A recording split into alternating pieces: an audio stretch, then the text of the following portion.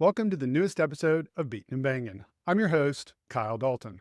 We've got a lot to cover in the first official race weekend of the NASCAR season, so I'm not going to waste any time and get right to it. The first thing I want to discuss is Daytona 500 Media Day, and the first comment I want you to hear is from NASCAR President Steve O'Donnell, who made a revealing admission. Take a listen to what he had to say about the clash, but pay particular attention to his comments about Fox Sports. Yeah, it was a challenge, right? Certainly you knew going to Bowman Gray, which for us is awesome. I mean, the historic track.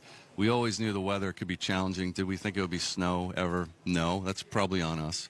But you go into it and you have an epic snowstorm. And the team did an incredible job getting the track clear and being able to race. A lot of logistics in terms of, why Wednesday. We wanted fans to at least be able to try and get there knowing it would be cold. And then what happened during the race, right? Rain, hey, let's try this. Let's see. This is a great experiment for us. It's not rain anymore. It's sleet. Uh-oh. What are we going to do? And honestly, when we put the cars out, are they all going to slide into the wall? And this could be a disaster. So you got through that. But then in hindsight, we always talked about giving the fans what they want in terms of racing, green flag racing. Don't count yellow flag racing. In hindsight, not a good thing, right? We sat around, wasted a lot of time. And I think some of the things the fans heard, and I think it's important for us to clarify, Fox gave us a primetime window, which is awesome for the sport. They started at 4:30, and that was supposed to be off the air at 8. They went all the way till 9, and we didn't have any end in sight. So, although challenging, we need to be a must-have sport. And in the future, we need to make it very easy for an Eric Shanks to say, no, we're staying with this. They stayed with us for a very long time. So I applaud them for what they did. But we've got to get us to where we are something that it would never leave a network and go to FS2. But I applaud them for what they did in terms of staying with us. In case you didn't know, Eric Shanks is the CEO of Fox Sports. While O'Donnell is very diplomatic in saying the sport was given a primetime window, he correctly pointed out how NASCAR is not considered a must-have sport. Otherwise, why would Fox officials opt to push the clash to FS2 before the race ended and preventing thousands of fans from seeing the conclusion because many cable packages don't carry the channel? Also remember, the clash was one of the select few races that will be carried on the parent network, while just like last year, all of the IndyCar races will be shown there in 2026. I'll have a little bit more on Fox in a bit. Now moving on to the drivers. First up, I want you to hear what Zilisch said about the hype surrounding his rookie season in the Cup Series. We were talking in the offseason, there's just so much hype surrounding you. We haven't seen anything like this since Jeff Gordon. How do you, at 19 years old, tune that out? Or if you do absorb it, how do you internalize that pressure? Yeah, it's probably a little different than when Jeff was coming up. He probably didn't have a phone in his pocket that buzzed every time someone tried to talk about him. But, I think just focusing on myself and knowing my personal goals and what I want to accomplish is most important to me. And obviously there's a lot going on around me and I hear a lot and people come up to me all the time and tell me how great I am. And I'm waiting for the time where someone walks up to me and tells me, man, you just suck.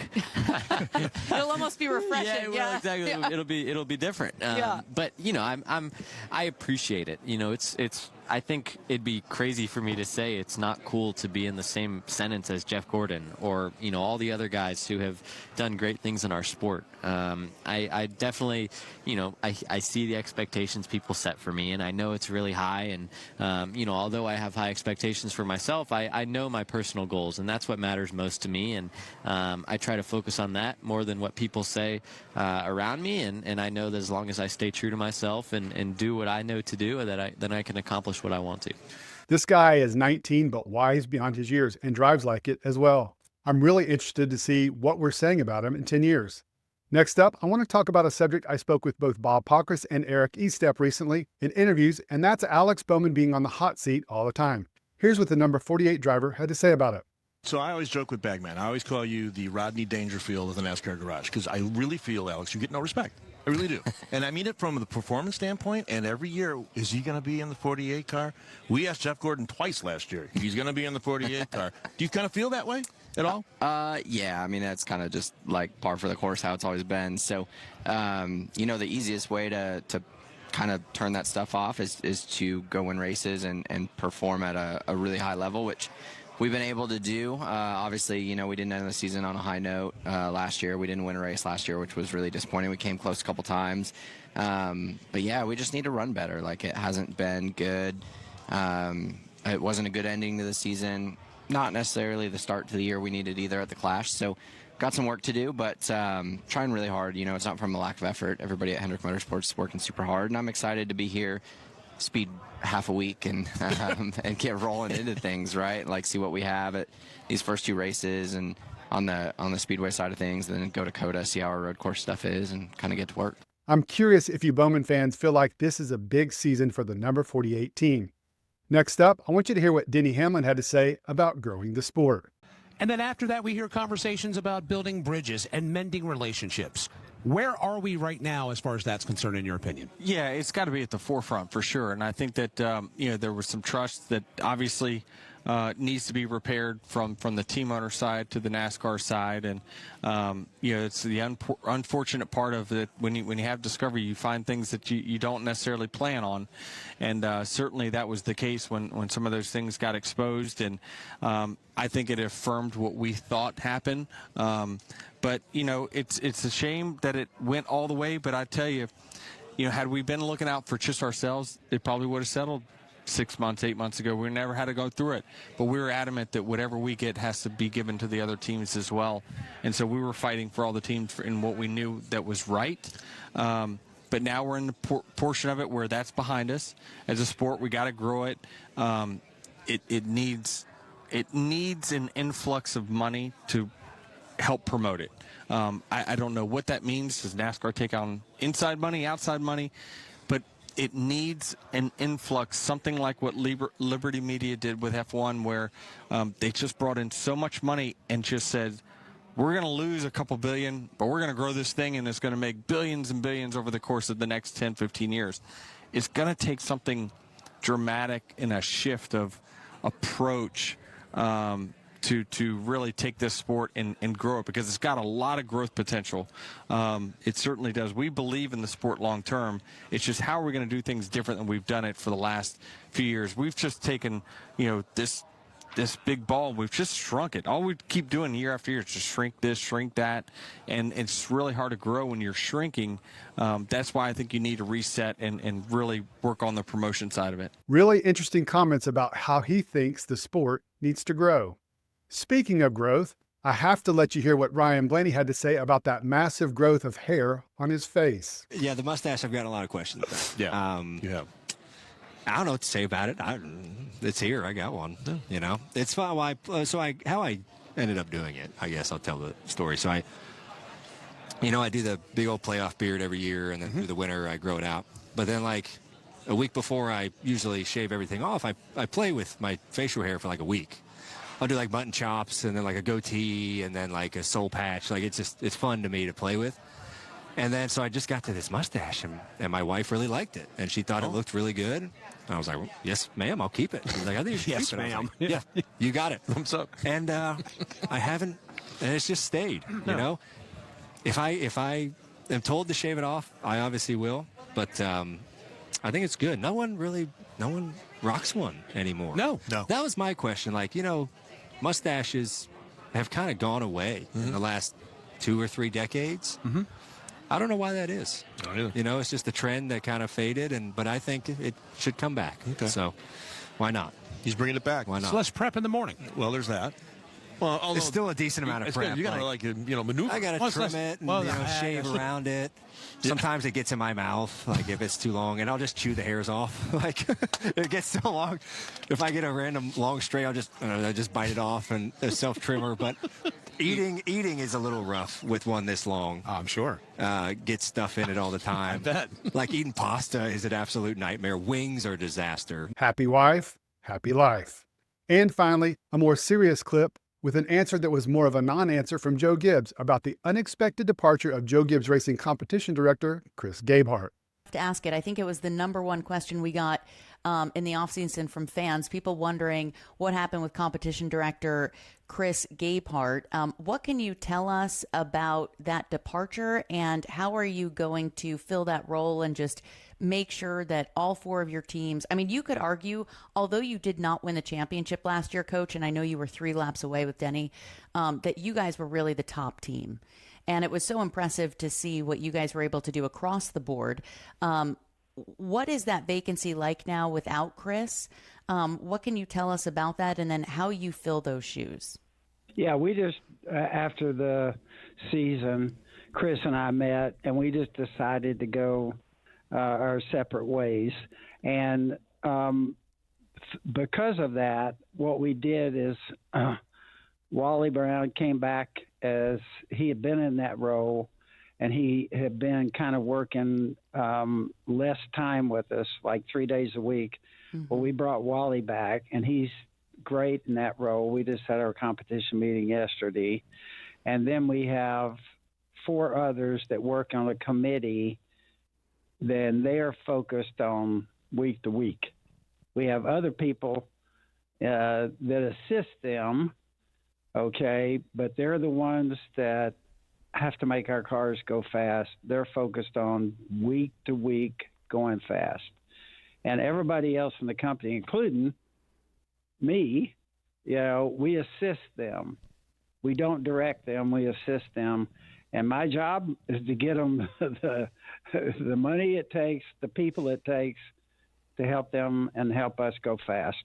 And so everybody in the company is kind of working with that committee.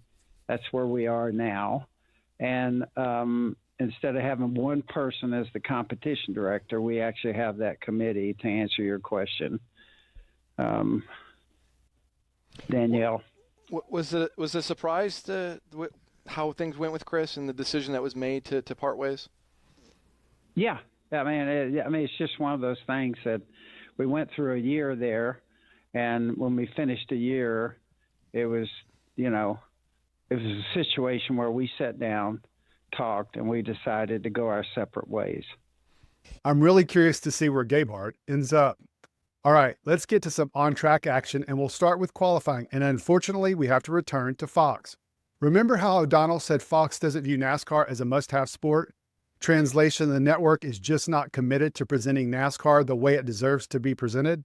I present to you Exhibit A. This graphic was displayed after the first round of qualifying and showed the 10 drivers who had advanced. Notice anything wrong with it? How about 8 out of 10 things wrong when it comes to manufacturers, and 9 when you count Chase Elliott with the white background so you can't see his team or a manufacturer? Those who have followed me for a while now know I've been critical of Fox for years, and each year I say to myself, please let this year be better. And then they do this. It's just flat out embarrassing and just proves O'Donnell's point that Fox doesn't give a crap about NASCAR. All right, enough ranting. Let's go to the actual qualifying, and it was a very nice sight for you Kyle Busch fans as the 2-time champion was fast and earned his first Daytona 500 pole. Last year's pole sitter Chase Briscoe finished second and would sit on the inside of row 1. Corey Heim and Justin Allgaier were the 2 open teams that qualified their way in. That takes us to the duels, and they always say when one of the duels is calm, the other is not. That was true on Thursday night, and the first one was the chaotic one. Interestingly, with 7 laps to go, Kyle Busch's team told him to back off and get away from the pack so they didn't jeopardize their pole position. Busch did just that, and it was a good thing he did. With 4 laps to go, Bubba Wallace was in a crash and started to get airborne going backwards. But the changes NASCAR made to the car with various flaps deploying did their job, and the number 23 car stayed on the ground. But the biggest story from that first duel came on the final lap when it appeared Corey LaJoie was in perfect position to make the show driving for RFK Racing, until he wasn't. LaJoie was involved in a crash. Casey Mears was almost caught up in it, but pulled off a wild move, never lifting and slipping past the wrecked cars to sneak his way into the 500. It was another optical illusion similar to Ross Chastain at Martinsville several years ago. Joey Logano won the first duel. In duel number 2, Chase Briscoe led the first 25 laps, but in the end of the quieter of the 2 duels, it was Chase Elliott grabbing the win. Anthony Alfredo was the other open car to advance until he was later disqualified after failing post-race inspection for a couple of disconnected cooling hoses. That takes us to Friday night and the first truck race of the 2026 campaign. There was a lot of buzz around the race with 3 big names, including Tony Stewart, Travis Pastrana, and Cletus McFarland. Unfortunately for Cletus, his Truck Series debut was short-lived and only lasted 7 laps as he went for a spin and hard hit into the inside wall. Take a listen to his audio moments after the impact. Nice and smooth here. Nice and smooth. Hang on to it. Turn left as you can. Turn left. Turn left. That's a good knock, but I'm good. Yeah, we can try to get to the box here if you can get it. Never mind. We're good. I mean, the car has got to be fucked. It's in pretty bad shape. Unfortunately, Tony Stewart's night also came to an early end when he fell victim to Jake Garcia getting loose coming out of turn 4 and slamming into the number 25 Ram truck, which caused considerable damage and ended the three-time champion's night.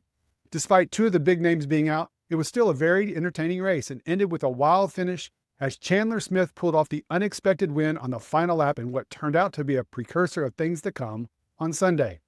On Saturday, during the first O'Reilly Auto Parts race of the 2026 campaign, the race stopped before it even got started. Seriously, the cars stacked up and the accordion effect was in full effect, which brought out the first caution of the race before much of the field had even crossed the start-finish line.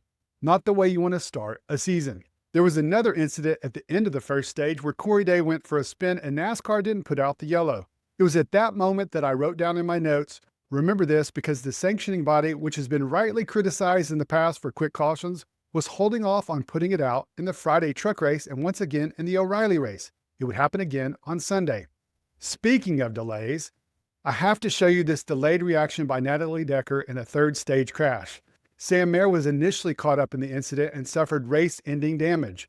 But take a look at what happened 16 seconds later. Oh, see, maybe coming down on Jeff Burton there, and Sam Mayer takes a big shot into Brandon Jones. And then Sam is coming up the racetrack here as Natalie Decker, I believe that is. Yep.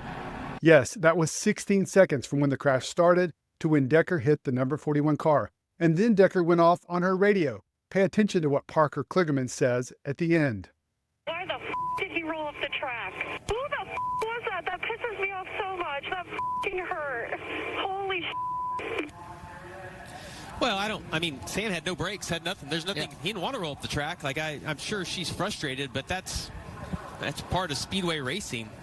You also have to be slowed down. Kligerman telling it like it is. In the end, it turned out to be a familiar story as Austin Hill won for the fourth time in the last 5 season openers at the World Center of Racing. He's the Dominator. Which takes us to Sunday and the main event. And I have to give NASCAR and Fox a lot of credit because they moved the starting time up an hour to avoid potential weather arriving at Daytona in the early evening. But before we discuss the race, I wanted to talk about the Tom Rinaldi piece he did on Denny Hamlin and his tragic offseason. Rinaldi has developed a reputation as a great storyteller around sensitive subjects, in this case, the death of Hamlin's father Dennis in a house fire in December. During the story, Denny was really candid and talked about seeing his father's burned body. But what struck me after the story was something Rinaldi said Denny had told him. Take a listen.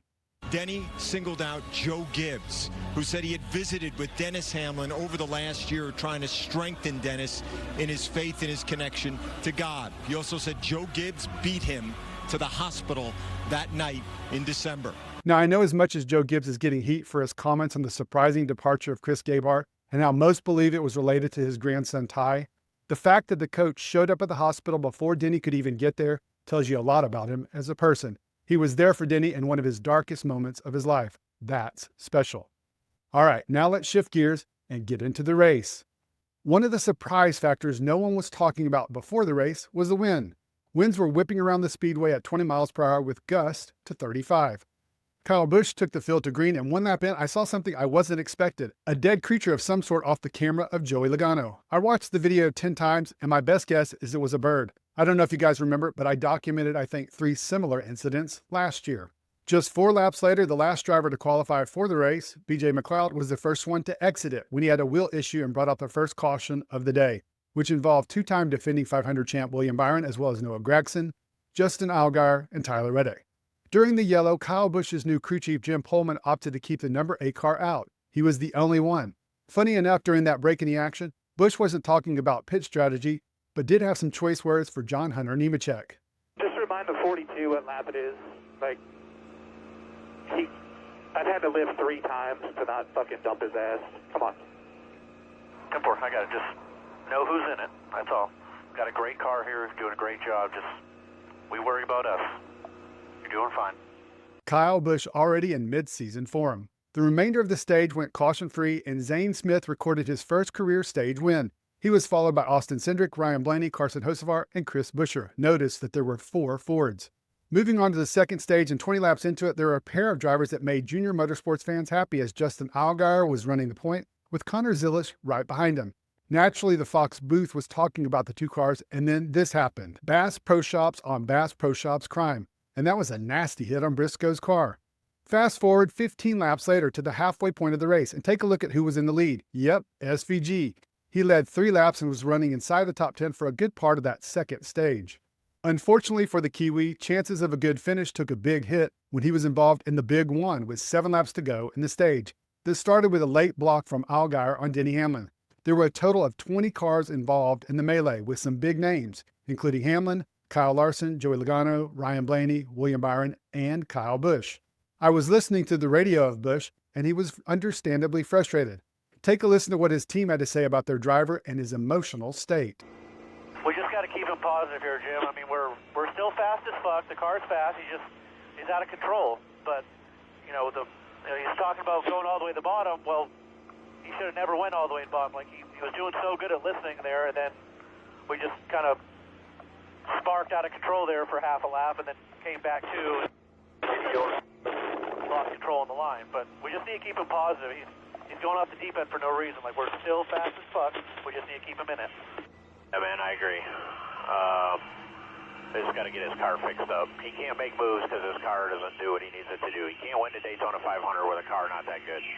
So I got to work on this thing. I want to finish this stage and salvage some points out of this. So we can get some points here. Got to talk him into finish this stage if it goes back green. And then we will bite the bullet and work the hell out of that thing, okay? The stage finished under caution. Bubba Wallace won it, and he was followed by Blaney, Busch, Nemechek, and Herbst. As if Justin Allgaier causing the big one wasn't enough, take a look at what happened as he was getting towed back to the garage. Yeah, he's on a wrecker in the top of the horseshoe over here on the road course, heading towards the garage, but slowly. Well, they just broke their strap and wrecked me, so we're fixing it now. Heading into stage 3, the storyline was, could we get the full race in before the rain arrived? I was expecting it to go one of two ways. Either the drivers were going to be really aggressive, knowing they would need to be up front if weather came in and ended the race early, or they were going to try and keep it straight and ride it out and make it the full duration. It was the latter, and fuel-saving strategy was a big part of it.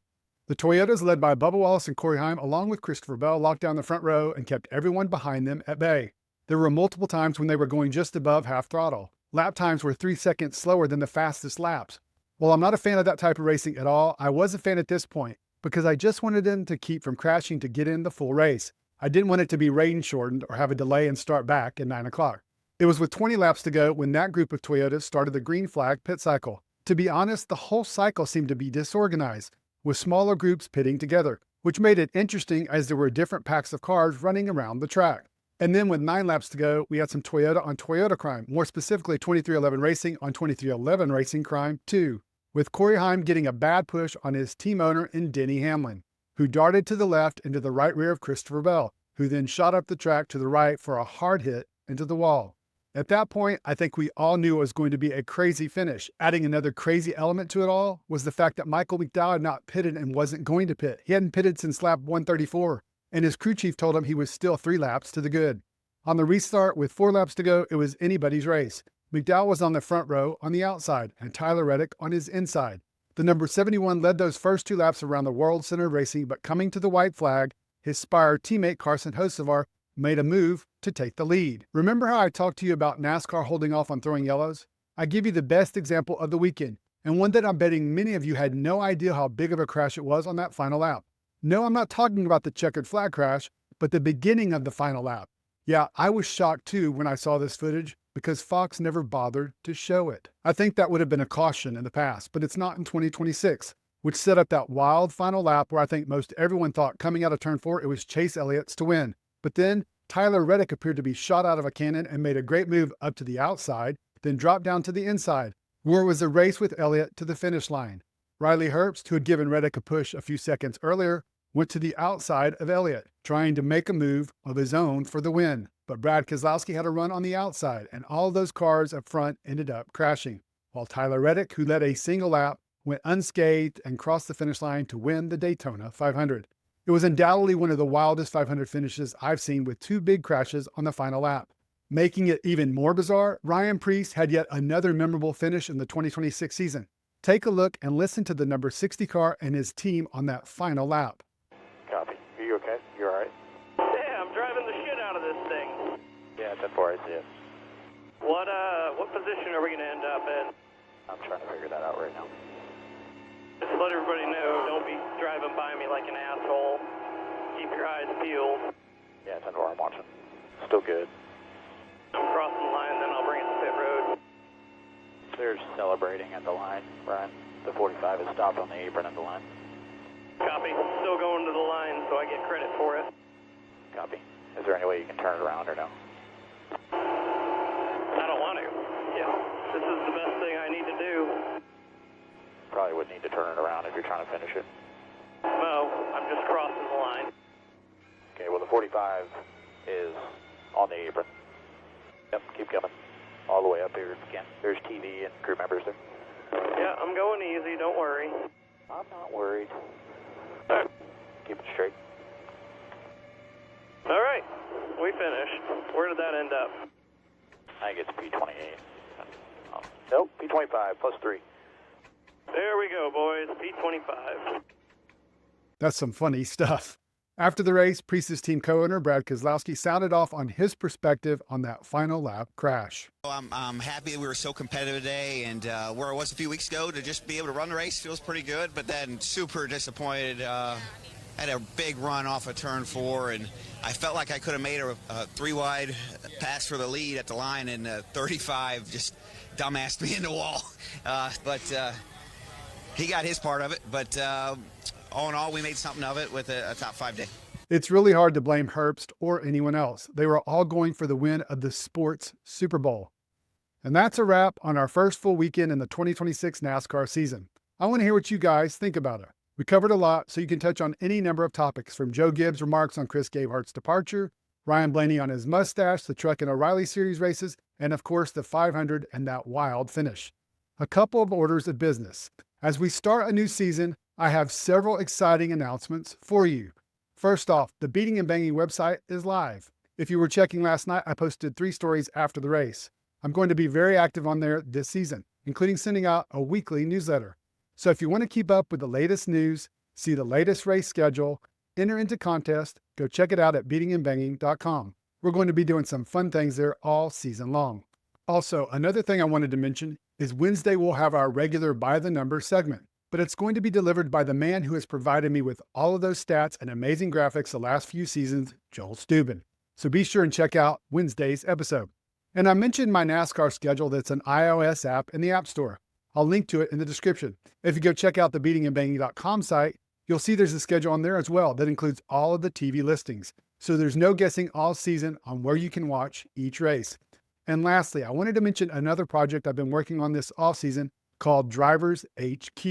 I've been working with my friend Jeremy Clements on it for the last few months, and he's the only driver currently on there, but I plan on adding more drivers this season. Go check it out and let me know what you think. It's drivershq.app. All right, guys, that's a wrap on today's episode. I really appreciate you checking it out and supporting the channel. Thanks for all your support, and I hope you have a great rest of your day.